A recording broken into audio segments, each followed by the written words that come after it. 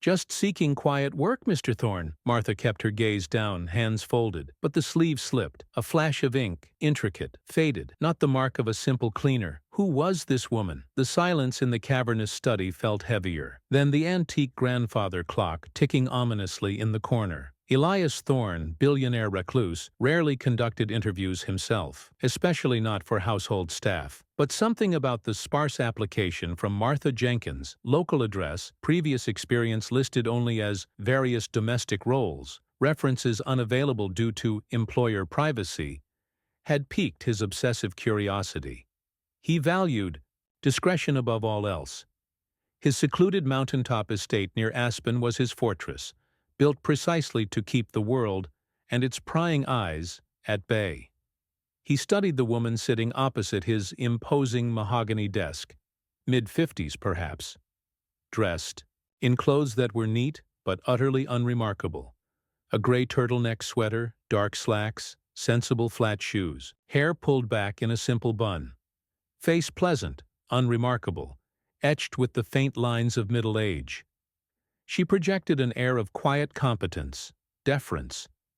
Exactly what one might expect from someone applying to dust priceless artifacts and polish acres of gleaming marble floors in utter solitude. She looked simple, almost deliberately so. That's what bothered him. Thorne, who had built his empire dissecting complex algorithms and predicting market shifts months before anyone else trusted patterns, and Martha Jenkins felt like a disruption in the expected pattern of domestic applicants. Her references were non-existent, her work history vague to the point of being blank.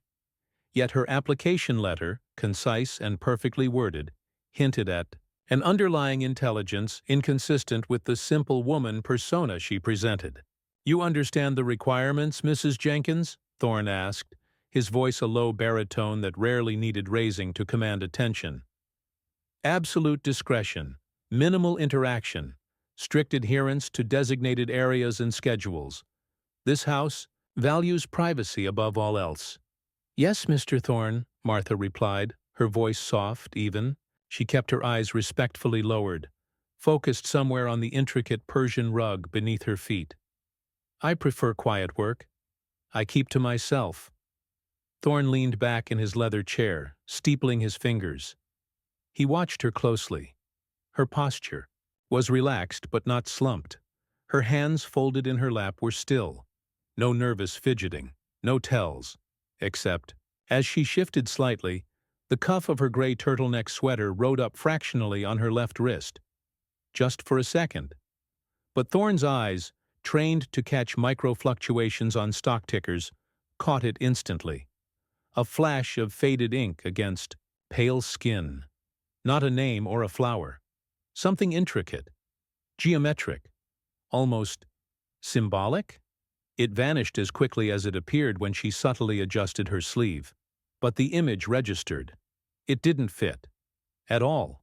Simple housekeepers from small mountain towns didn't usually sport complex, possibly military-style tattoos, even faded ones.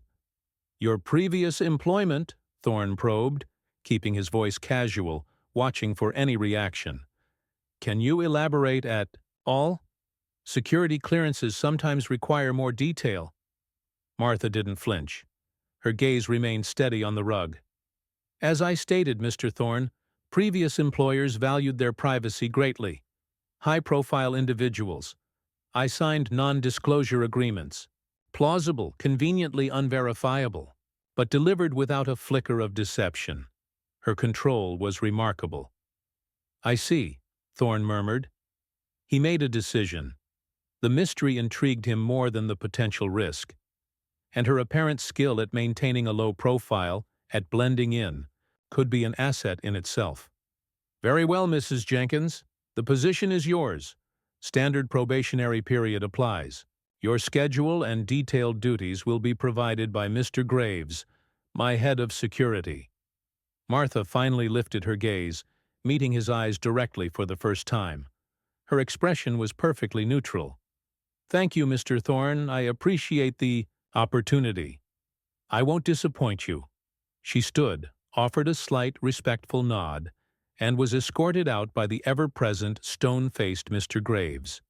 Thorne remained at his desk long after she left, the image of that fleeting tattoo replaying in his mind.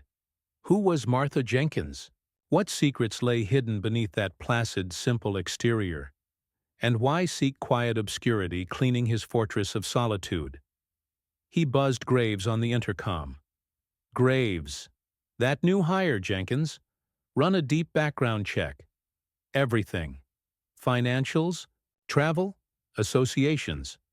Use the restricted access protocols. I want to know who she really is.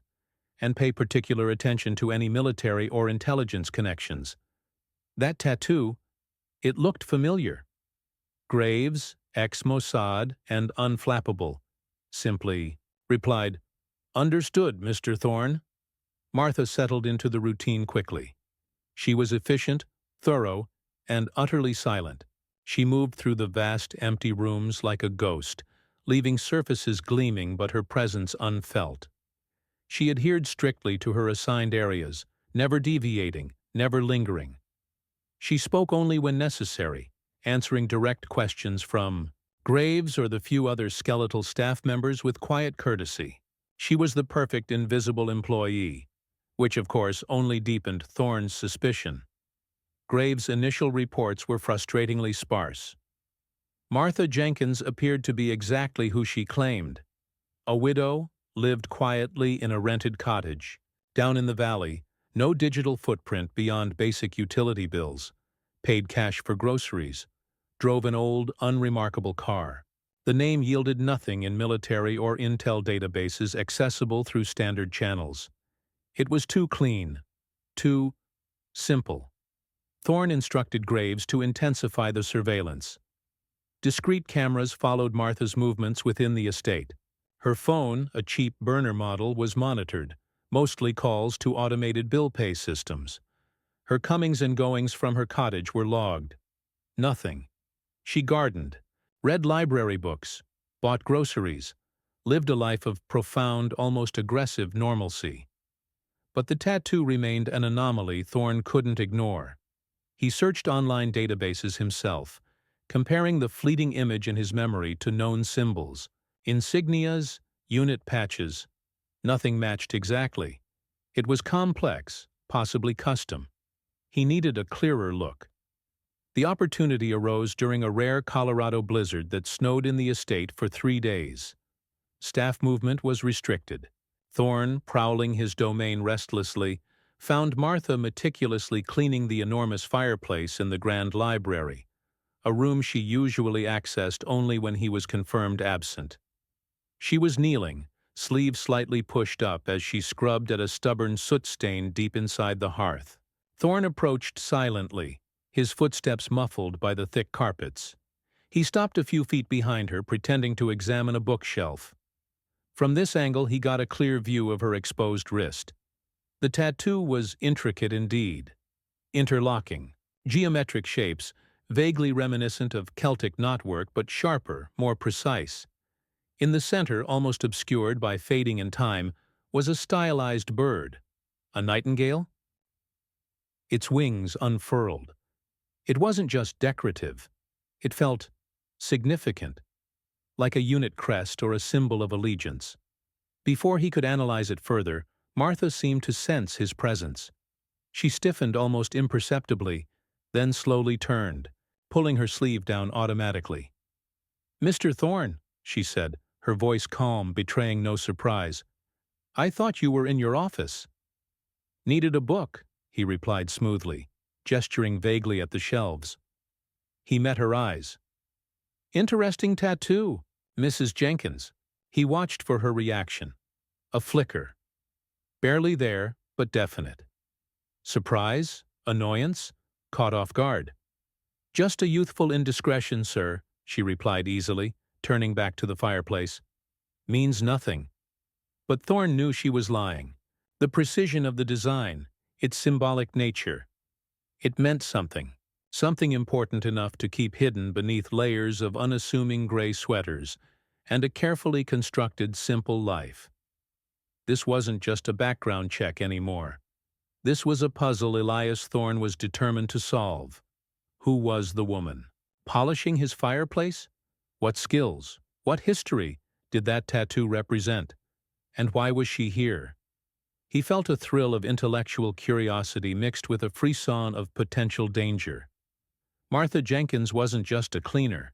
She was a mystery, and Elias Thorne loved solving mysteries, especially those that walked silently through his own house. Graves finally found a thread.